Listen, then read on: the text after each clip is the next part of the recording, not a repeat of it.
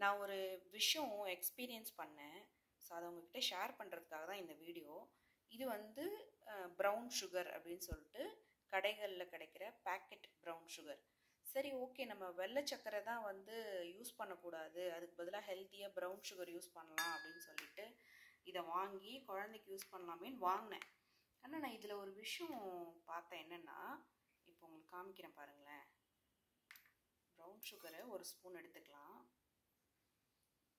Brown sugar ஒரு spoon எடுத்துக்கிறேன். இப்போது இதில் தண்ணி ஊற்றி டிசால்வ் பண்ணுறேன்.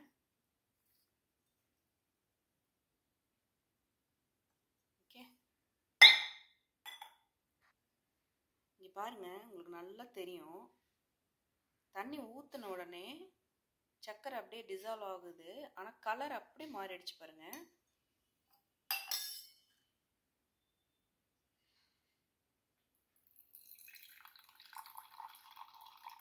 ஒரிஜினலாக இருந்தால் எல்லாமே கரையணும்ல.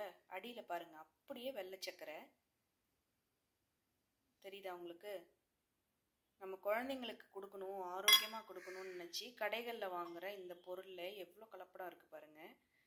ஸோ நுகர்வோர் விதிப்படி நம்ம பொருள் வாங்கும்போது அதோடைய தரம், எக்ஸ்பைரி டேட்டு, கலப்படம் இருக்கா அப்படின்னு சொல்லி செக் பண்ணி வாங்குவோம். ஆனால் இப்போ இருக்கிற சூழ்நிலையில் நம்ம அதை எல்லாத்தையும் செக் பண்ணுறதுக்கு நமக்கு டைமும் கிடையாது. எல்லா பொருளும் தரத்தோடு இருக்குன்னு சொல்ல முடியாது.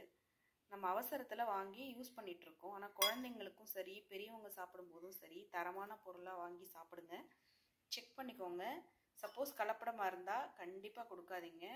அது இன்றைக்கி இல்லைனாலும் பின்னாடி எப்படியாவது குழந்தைங்களுக்கு அது ஒரு எப்படி சொல்கிறது, எதிர்பார்க்காத ஒரு பின்விளைவாக கொண்டு வந்து வருத்திடும்.